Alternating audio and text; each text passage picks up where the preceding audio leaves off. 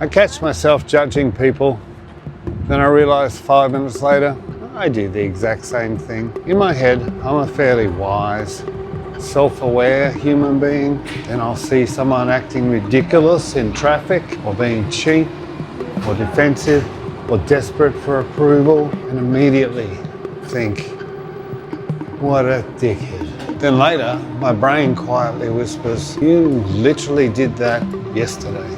Human beings are fascinating. We walk around all day telling ourselves stories about who we are, good person, independent person, spiritual person, smart person, tough person.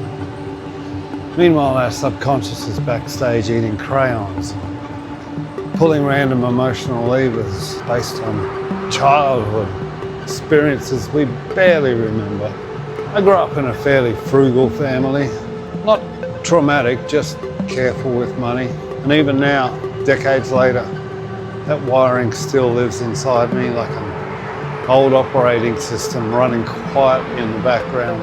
I just took my motorbike in for service, and with the bike I'm like, whatever it takes, whatever it costs, mate, do it properly. Because when I sit on that thing, I want peace, I want perfection, I want freedom, I want my nervous system to shut up for 5 minutes. And then my 25-year-old Subaru started shaking through the steering wheel. Needs tyres, possibly front end work. Suddenly I transform into a pensioner in the Great Depression. What's the cheapest tyres you got, mate? Don't shaft me. The front end was rebuilt 3 years ago. Surely we can do something cheaper, which is amazing when you think about it, because the tyres are literally connected to my survival.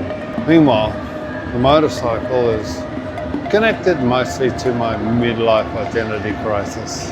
And yet, emotionally, the bike feels more important. We are not who we think we are. Or maybe more accurately, we're not only who we think we are. Half our personality is conscious. The other half is old programming, reacting automatically to life before we can even examine it. That's why human beings are so contradictory. We say we value health while destroying our sleep. We say we value honesty while lying to ourselves constantly.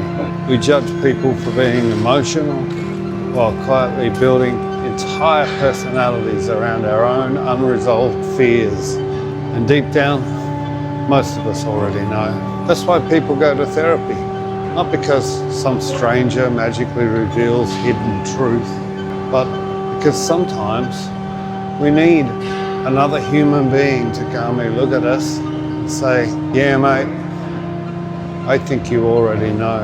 And you know, that might be one of the hardest things about being human, realizing the person observing the delusion is also the person creating it.